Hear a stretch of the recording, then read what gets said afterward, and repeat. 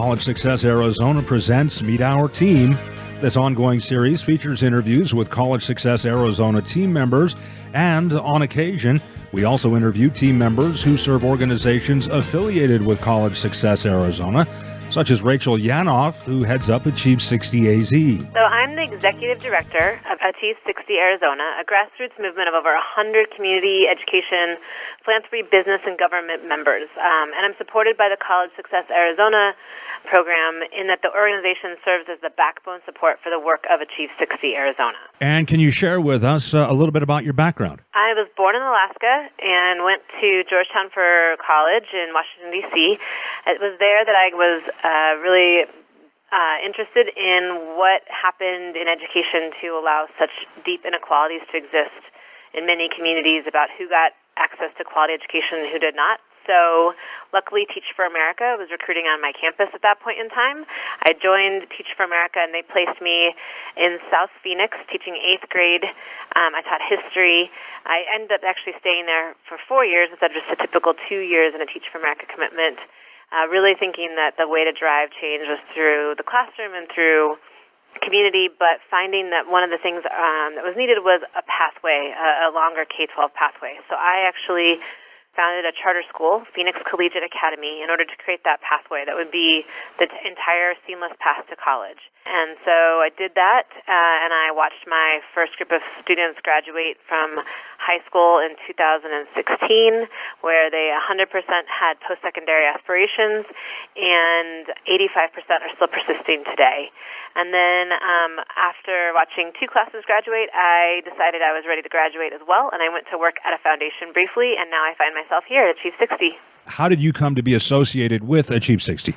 Achieve 60 has a small executive board, and they agreed that it would be time to start to formalize the structure, and so they hired their first executive director in December. I happened to know most of the board members, and people knew I was in the community, and so I was asked to apply, and then found myself to be successful and landed the job. And so far, can you tell us what the best part of your job is? The best part about my job so far is knowing that this has real impact for the economic viability of the state of Arizona. I want this to be true. I want every person to have the economic opportunity of their fullest potential. And why do you feel that increasing Arizona's college attainment rate is so important? It's literally the only way we will achieve the image of a thriving Arizona. Without a workforce that's earning living wages, we can't even collect enough taxes for basic governmental services. So that in and of itself is an economic argument, but I also just fundamentally believe that every person deserves to have a pathway available to them to achieve their greatest potential, and I think that's always through education. And can you tell us what your vision for the Arizona of the future is? Absolutely. My vision is that every person has the opportunity to reach their highest potential, and that all people see Arizona as a great place to work, live, and raise a family. If you have a message for a student just beginning their college career, what is that message? I'd say find the problem that you want to solve and then pursue it doggedly. And some basic stats. I think you shared some with us already, that you're from Alaska. Anything else so far as that, your family, that you'd want to share? Sure. So I live in Tempe with my husband, Joe. We have 3 small children. They are 6, 4, and 2. They keep us on our toes and every day remind us why education really matters.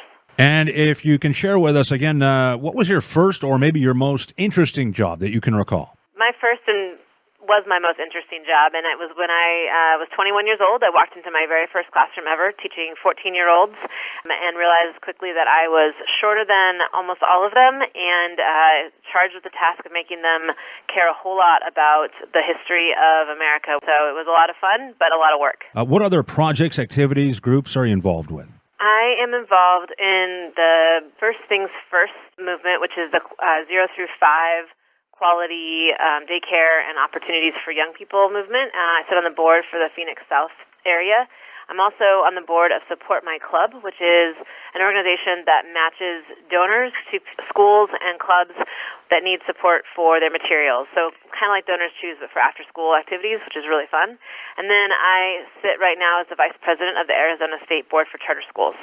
And again, kind of on a personal level, what are your favorite hobbies, or do you have a pastime you enjoy? My favorite hobby right now is probably playing with my kids. Whether it's my favorite or just forced, it is what I do most of the time. But I also love to read, and someday I hope to travel again. And do you have a favorite quote or motto? I do. It's by Agatha Christie. It's the one that says, "I like living. I have sometimes been wildly, despairingly, acutely miserable, racked with sorrow, but through it all, I still know quite certainly that just to be alive is a grand thing." And what is your favorite TV show? My favorite TV show right now is Frankie and Grace.